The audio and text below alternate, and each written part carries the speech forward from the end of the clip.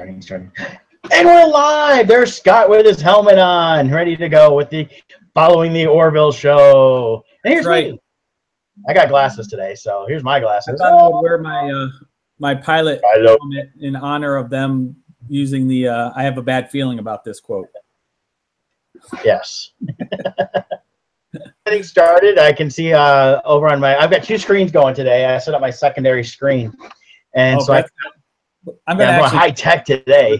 So I can actually look up stuff and not feel like I'm having to zoom around this one place here. So if I look over here, I'm looking at the other screen, like I can see Scott. So, and if anybody's watching, then hey, cool, welcome to the podcast. Actually, it's Following the Orville with Oddmusings. That's Scott. Hey, Scott. Hey, how are you? Didn't want to leave the helmet. And I'm Brett. That was just for intro display. And some of our fans know that listen to the podcast at oddmusings.com or at our Facebook when we do it live. Scott is a 501st Trooper. He's also a big Star Wars fan. Has several costumes, not just Star Wars, but other stuff too. But you designed that helmet along with a suit for is it Empire Strikes Back, like Luke Skywalker X-wing? The Hoth pilot outfit is I'm in the process of building. It's been taking way too long, but this is my helmet. And one of the key things with the helmets, the pilot helmets, is every single one is unique. They all have their own paint jobs. So this is my own custom design for the colors and everything else. So very cool. Finish up my costume and be able to actually wear it during troops. Awesome. Well, we're here to talk about the Orville. This is following episode 5 already. Is it 5? I think so. We actually labeling our Following the Orvilles with episode numbers. Yeah, I did put episode 5 under the thing I shared to Facebook, as well as Twitter. So those can be doing in on that, or if not, catch it. Hopefully, you guys will watch this as a replay, and that. So, yeah. So episode 5, Pria, had guest star Charlize Theron on it, which was awesome. Yeah, that was quite the guest star appearance. Yeah, she was Captain Pria Levesque. And if you haven't seen the episode, it is available to stream on the Fox app online. So you can definitely do that or catch it on demand on your thing if you've missed the episode. Otherwise, it is an awesome episode. I think it's my favorite so far. Yeah. What you got? I don't know about favorite. I mean, each episode I've been really enjoying, and for different reasons. This particular one, the last two, they kind of went into, especially episode 3 went really heavy with the theme. This one was more fun, I would say. And as we talked earlier, what I really loved about this episode was they did a lot of sweeping close-up shots of the ship. So you got to see it in much closer detail than we have in previous episodes for the exterior shots. And I really enjoyed those. I like that. I like being able to see the ship a little more. I didn't even, we got to see an alien ship too across, actually not really alien, just a futuristic ship because it was like 400 years in the future. It was like 29th century, I believe was what she said. And so it's kind of neat seeing that and that, but I love that they're giving some more respect to the ship, the Orville, which is, something I've been wanting to really get a good look at, so maybe do some artwork on down the road. Right. Yeah, definitely. But as far as the episode itself, I thought it gave Jonathan Frakes directed this one. Yes, #1 from Star Trek Next Generation. Yeah. So that was awesome to have him do it. But he's a great director. I've seen him direct a lot of other TV shows. It's cool that they brought him in to add a little Star Trek almost legitimacy to it. Yes, definitely. And just, like the previous episodes, the sets, the special effects, everything's been holding up really well. And this one was there was some intensive CGI going on with the dark matter storm and different things like that, and it looked great. Yeah, I enjoyed that. It was some new technology going on in there, but it's also just new things they're hitting in the environment. So we're learning more about the actual universe itself, which is really cool. I think it's a neat way to find out what's going on in the future for these guys. Correct. Yeah, and what I also like is these are unique concepts. I don't recall ever seeing a dark matter storm in sci-fi before. No, I don't either. And they did it as like bubbles, which is kind of interesting on that. Yeah, it looks like oil and vinegar mixing, like the kind of bubbles you get inside of salad dressing. Yes. Yeah, and that's what I thought was pretty cool about that too, and which I think is neat. It's without getting too much into physics and things like that. It's kind of dealing with a lot of the theories that you could run into in space and what's going on and different things. So you hear a lot of talk about dark matter from when they talk about physicists and Einstein and things like that. But them actually encounter it in this way was kind of a neat way of them giving a nice little take onto it. Yeah, I agree. And then also the cool concept was Charlize Theron's character, who she was a time traveler who comes back. She came from 400 years into the future, and we learned the Orville was supposed to be destroyed in that dark matter storm. And her job is these collectors in the future hire her to go back in time, and she'll extract, like the collector wanted the Orville as a collector's item, the ship itself. So she would acquire it at the moment it was supposed to be destroyed, take it back to the future, and then the collector would buy this for their collection. And then those that should have died, actually, in a way, what I found interesting about this is, in a way, she's saving lives, because the crew was going to be able to live on in 400 years in the future, whereas they would have all perished. But they all viewed her as like a bad guy. Well, I mean, I could see where if he was a bad guy, kind of, in some ways she kind of was, but she was doing. It reminded me of this movie came out around 1990, 91 called Millennium with, oh God, I'm blanking on his name. He did a bunch of movies. He was in Blade. He was the older guy in Blade that helped him out. Chris Christopherson, that's who it was. And basically it was from the future, because of things that were going on. They were basically taking plane crashes, and all those that died, they would take them off and replace them like another body that was supposed to be them.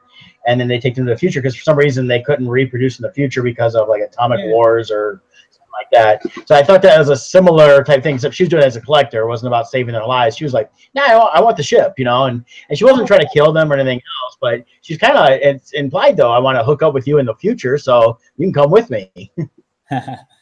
Yeah, I think, and then as far as that storyline goes too, I think with the whole storyline between Ed and Kelly and their split, I got the feeling, and I could be wrong on this, but the interaction he has with Charlize Theron, I think it made him realize he does like Kelly more. Like being with someone else, I think made him. I might be reading into it, but that's what the feeling I got from it was. I think at the end it was he still has feelings for his ex-wife. Right. I think it was always evident, no matter how he expressed them, whether it was anger or anything else. But he realized that, there was a mistake when they were married and stuff like that. It's not like he's looking to get remarried to her, but he realized that, she does actually care, and she's only looking out for my best interests. And I kind of let myself just kind of run away with I was Johnson, basically. Yep. What else? Oh, and then we had this is also another parallel with Star Trek Next Generation, is you got Isaac, and he's an artificial life form, much like Data was. And he's got this search for what it means to be human going on.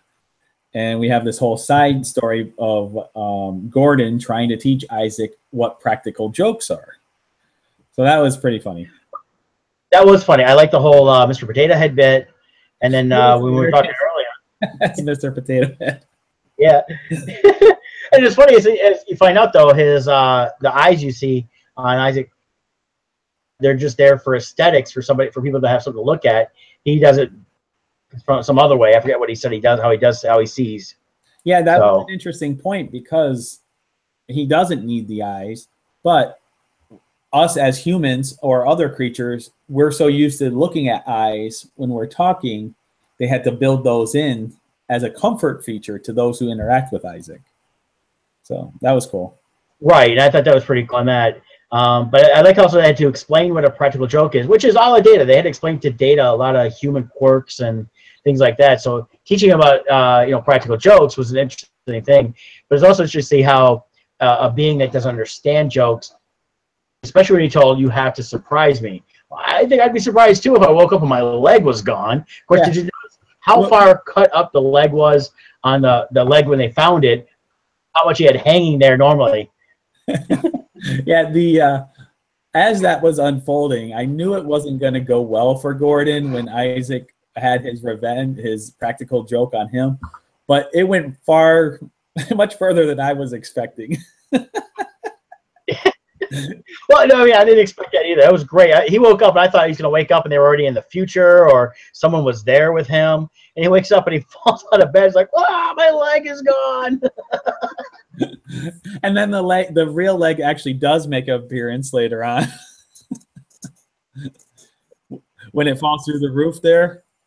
Yeah, and that was funny. As I'm looking at this, going, "Wait a minute!" He was just cut above the knee. This thing took all the way up to the hip that they found. So I'm like, "There's a." I mean, I think it was more for comedic feel that they did it, but I was looking, like, "Wait a minute, guys! I think you messed up here." Well, maybe he just had an abnormally long leg. Yeah. Long leg, huh? Okay. Joints going or something. I don't know, but now something about the episode I noticed, which is insignificant to the story, was if you notice, we had Jay Lee, who plays Lieutenant John Lamar. He was sitting at the thing and he's drinking the exact same tumbler he uses as much. So this is now my Orville cup. I'm gonna have to get an Orville sticker to put on here right now. So I thought it's funny, he's drinking out of like a cup like this. Right. Let's see, what else did we get? We had a little more airtime of I'm liking to the interaction they touched on a little bit last episode between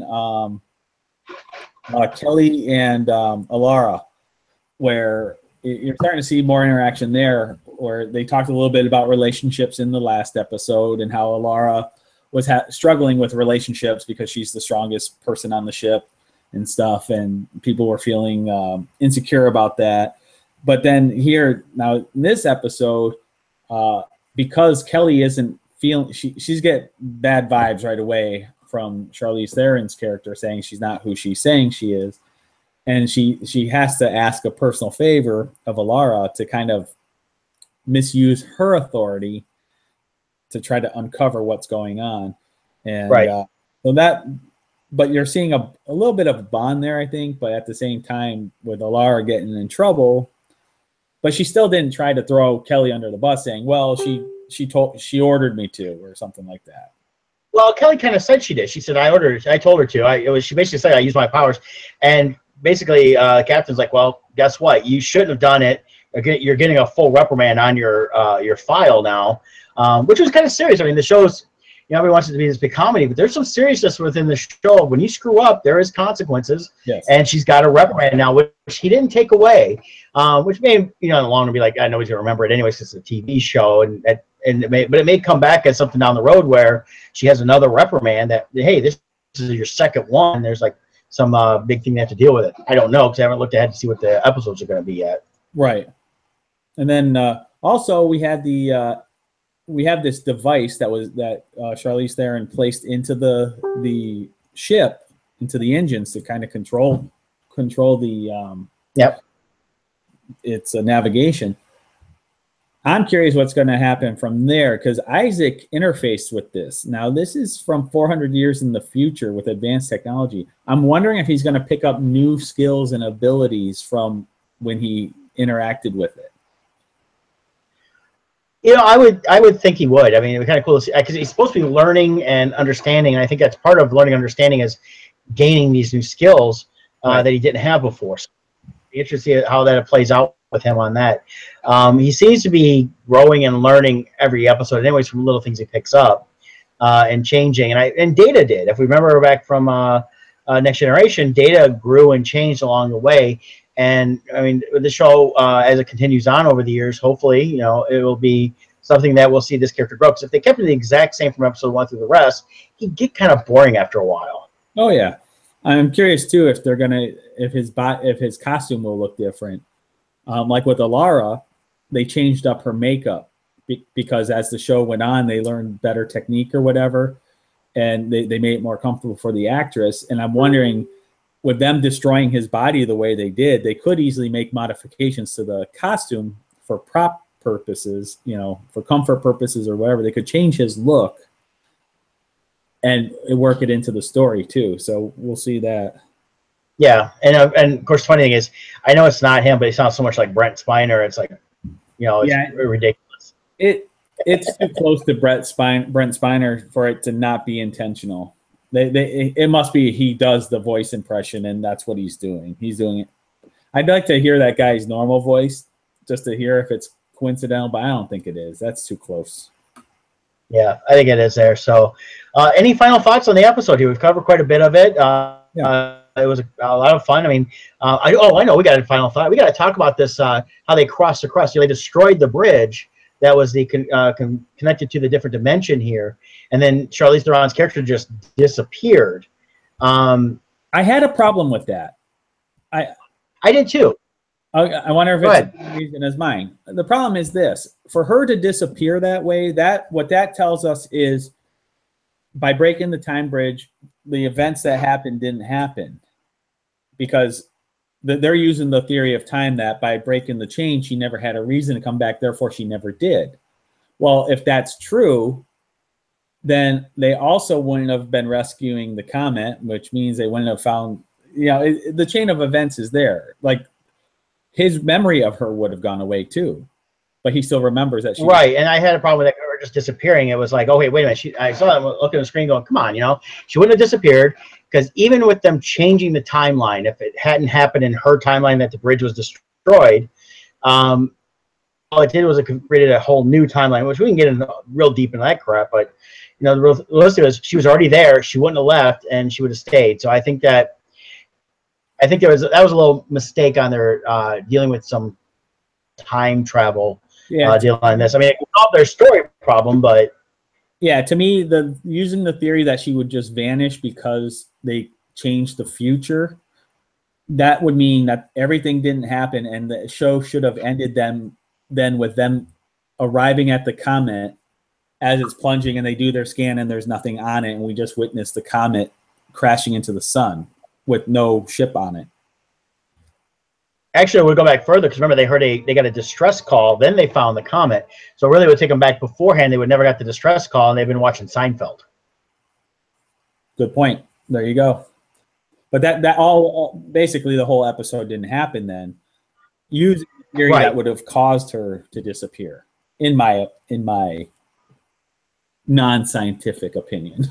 Well, and that's what it was. So that was the only thing I was a little like, okay, I don't think they got it right there, but I love the episode. Like I said, the aspects they put in everything. It was I felt like the last couple episodes had a little more heaviness to them when they're dealing with Lieutenant Commander Bortus and everything with his family and everything else. It wasn't that it was too heavy, but this was a nice departure. Like, hey, here's another day in the life of the Orville, and here's what happened today. Right. Yeah. It was just a fun episode. Oh, and then the two uncredited guest appearances in this episode, although I didn't notice them, so they must have been far in the background or cut, was Carrie Byron and Tori from Mythbusters. So they were in this episode last night too, according to Carrie Byron's Facebook page, because she had posted pictures of them in full makeup as aliens. Well, I was looking to see that. You know what? That was posted like 18 days ago that they were on. So maybe they were in. You know what? Oh, I bet they were the zoo episode. I think they were in the zoo episode. So because I'm looking at them, well, that's what they look like. So for whatever reason, I don't know why she posted last night, or you just caught it last night, but it was not last night's. People were sharing it all over last night, and I didn't notice the date of the post. Good catch. So they were they were the super secret guests of a few episodes ago. Well, I mean, they've had some great guests. I mean, we've had, Liam Neeson. We've had Charlize Theron, Jonathan Frakes. They had, like, the guy's name, it's from the first episode. He's on the DC show on the CW. Yeah, we got Bradley D. Baker, we were talking about earlier off air. For those who are Star Wars fans, he does the voices of all the clones on Star Wars Rebels, as well as the animated Clone Wars series. Yeah, and that's I think that's one of the things helping the show maybe attract people is going to be some of these guest stars. And even the surprise was like, who's going to pop up this week? I mean, nobody expected Liam Neeson to pop up. That was awesome. It was a great surprise on that part there. So that's one thing. I mean, I understand with how it works as far as, when you get a name like Charlize Theron, you want to promote that to get viewers. But one of the cool things about Liam Neeson was we didn't know he was going to be in it. So it was a complete. Well, I think it's the thing was Charlize Theron was actually through the whole episode where he was only in a part of it, and I'd like to see more of these surprise guest stars. Well, that in reason you watch is who could pop up now. I mean, there's been rumors that Patrick Stewart might pop on, and Bakula may pop on, a few others. So that's kind of fun if they do pop on for a minute towards the end or in the beginning, or just pop in somewhere and they're part of the environment. Even it'd be kind of really cool. Oh, definitely. I'm trying to find another person here. I think I know who it is. They're showing up on. Oh, maybe not. They have listed here. I'm trying to see if I know who this is. He's in a ton of stuff. He looks familiar. Matt Kaminsky. He's labeled to be on the Orville coming up for an episode. I don't know which episode number, so he might have already been on even. But he's in a ton of stuff. He's got like over 90 credits on IMDb. So, not sure who he is, though. Yeah. But very cool stuff. The quality keeps getting improving. And the thing to remember, too, this is still season 1. Season 1 is usually the clunky season for all shows. And if it goes on from there, it's only going to get better. Well, I think so. I'm pulling up the ratings right now, and through even like last night's drop. But I think it went from high ratings on Sunday at 2.7 to 2.17 for the first 2 episodes to 1.10. Now it's 0.9.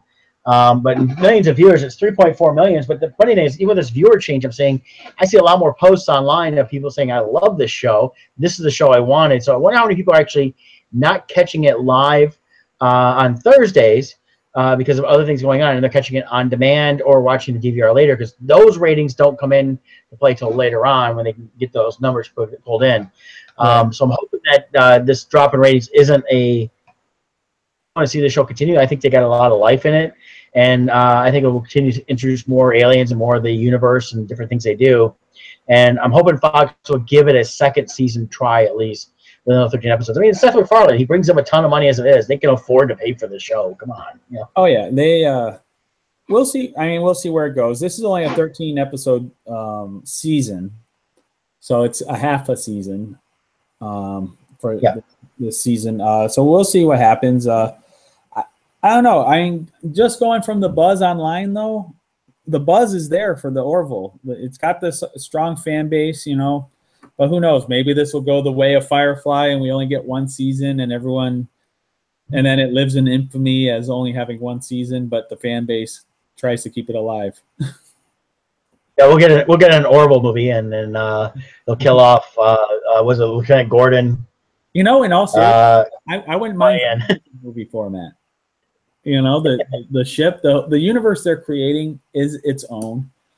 There is a lot of Star Trek feel, but I think as the show moves on, if it can make it into a season 2 or even 3, I think you'll see this show become more and more of its own thing. I hope so. I mean, we always talk about it being a Star Trek Next Generation feel, but it's got a Galaxy Quest feel to it, which of course was a kind of a parody of Star Trek. And I happened to catch Galaxy Quest again the other day, a little bit of it, and I'm watching going, man, it definitely feels like Next Gen / the Orville. I mean, the Orville's come now 18 years later. But I think that's what this series is kind of like what the Galaxy Quest could have been if it had actually gone to series like they talked about doing years ago. So, yep. Well, they missed their boat. Yes, they did. Well, we've been on for about a half an hour here, so I think we're going to get ready to sign off. So, Scott, last thoughts on the Orville? Orville, just looking forward to next week. Do you recall what the preview for next week was? I'm trying to remember. I will pull that up right now because I do have it available right here over on my other screen. So get the episodes here. Okay, now I lost it. I'm blanking on what it was. I watched the preview, but I totally blanked on it. There we go. It is called Krill, and Ed and Gordon are sent on an undercover mission to infiltrate a Krill ship and obtain a copy of the Bible. I didn't realize they were obtaining a copy of the Bible, but this is where they get they look like the Krill. Yep. And I noticed that the ship is full of like families, so they're like, well, we can't destroy this ship. Right. changed the whole dynamics between the Krill and the Union. I mean, remember they keep calling the space sailors the Union Center, so they're just the Union. They're not the Starfleet or anything else. So. Right. Yeah. So looking forward to next week, and and then any others. Then we'll be tuning in. If people tune in this week, we got other shows we can talk about too. Are you keeping up on Good Place? Did you watch last night's episode? I did. Yep. So yes, we could talk about that. Direction they're going with it, and I think we're gonna finally start seeing more of their worlds and what they deal with in the afterlife, and maybe we'll eventually see what the actual good place is like versus how we've seen them build this particular bad place, and then kind of go from there. And I kind of like going with everything, and I love the characters. They just crack me up, and I like how they're just you've got the main Kristen Bell, who's realized like, yeah, I'm a bad person and I always knew it, and everybody else is kind of like, well, I don't think I was a bad person, so why am I here? And my theory for what kind of jerk they are. My theory for this show is where it's going to end up, depending on how many seasons it goes. But in the end, I think the finale is their influence on the bad place will be that the bad place is going to become a good place. That's my theory. And that's possible. It'd be interesting to see, or they get rid of it and there's just no bad place. Good place is just the places. That's my theory on that, but that's a whole nother episode. But all right. Well, I think this was a great Following the Orville. We had a lot of fun on this. Yep. And normally we would be after the show on Thursday night, but Brett went and saw Blade Runner 2049 and he posted a review on that. So check it out on our YouTube. Actually, I put it on YouTube yet, but it is on our Facebook channel. So if you go to facebook.com/oddmusings, you can check it out there for sure, because we do live videos on there as well. And that's a spoiler-free review, if I remember correct. You what?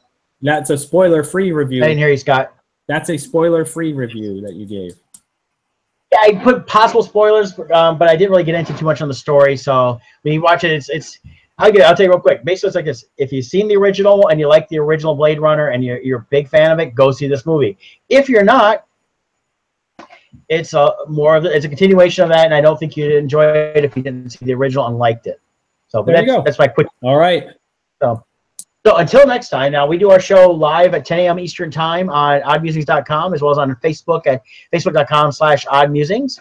And you can join us there. And don't forget, I'm going to put on the bumpers on here. So you go down here, I'm going to try to put it right over here, and you can go and subscribe, or maybe over here, maybe over here. I don't know. But you can subscribe to our channel if you're just having to find us online here on YouTube. So join us. We're going to keep doing this every week after the Orville.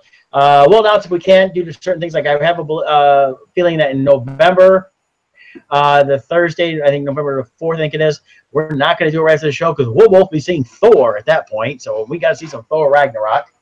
And that, but other than that, check out our YouTube channel, check out our Stitcher, iTunes, and of course on Facebook. And go to oddmusings.com for the links to everything if you're seeing this somewhere else. So anything else, Scott, before we say goodbye? Just goodbye. Bye, guys.